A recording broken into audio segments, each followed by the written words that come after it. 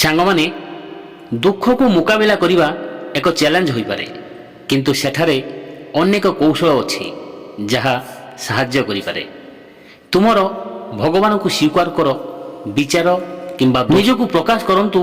ଆପଣ ଯାହା ଅନୁଭବ କରୁଛନ୍ତି, ଦୋଷ ବିନା ନିଜକୁ ଦୁଃଖ ଅନୁଭବ କରିବାକୁ ଦିଅ। ତାହା ଉପରେ ବିଶ୍ୱାସ କରୁଥିବା ବ୍ୟକ୍ତିଙ୍କ ସହ କଥା ହୁଅନ୍ତୁ କିମ୍ବା ଏକ ପତ୍ରିକାରେ ଆପଣଙ୍କର ଭାବନା ବିଷୟରେ ଲେଖନ୍ତୁ। ତୁମେ ଉପଭୋଗ କରୁଥିବା କାର୍ଯ୍ୟକଳାପରେ ନିୟୋଜିତ ହୁଅ।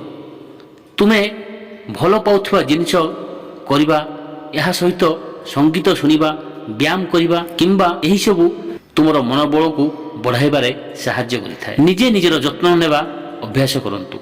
ନିଶ୍ଚିତ କରନ୍ତୁ ଯେ ଆପଣ ପର୍ଯ୍ୟାପ୍ତ ବିଶ୍ରାମ, ଭଲ ଖାଇବା ଏବଂ ଧ୍ୟାନ କିମ୍ବା ଗଭୀର ନିଶ୍ୱାସ, ବ୍ୟାୟାମ ଭଳି ଆରାମଦାୟକ କୌଶଳରେ ନିୟୋଜିତ ହୋଇ ଆପଣଙ୍କର ଶାରୀରିକ ଏବଂ ଆବଶ୍ୟକତାର ଯତ୍ନ ନେଉଛନ୍ତି। ସାଙ୍ଗମାନେ, ଯଦି ଆବଶ୍ୟକ ହୁଏ ତାହେଲେ ବୃତ୍ତିଗତ ସହାୟତା ନିଅନ୍ତୁ। ଯଦି ଆପଣଙ୍କର ଦୁଃଖ ଅବିରତ ରହିଥାଏ କିମ୍ବା ଅତ୍ୟଧିକ ହୋଇଯାଏ, ତାହେଲେ ଜଣେ ପରାମର୍ଶଦାତାଙ୍କ ସହ କଥା ହେବାକୁ ଚେଷ୍ଟା କରନ୍ତୁ, ଯିଏ ସମର୍ଥନ ଏବଂ ମାର୍ଗଦର୍ଶନ ଦେଇପାରିବ।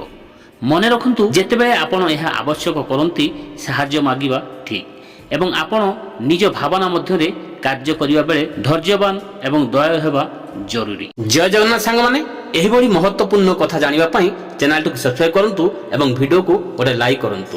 ଜୟ ଜଗନ୍ନାଥ।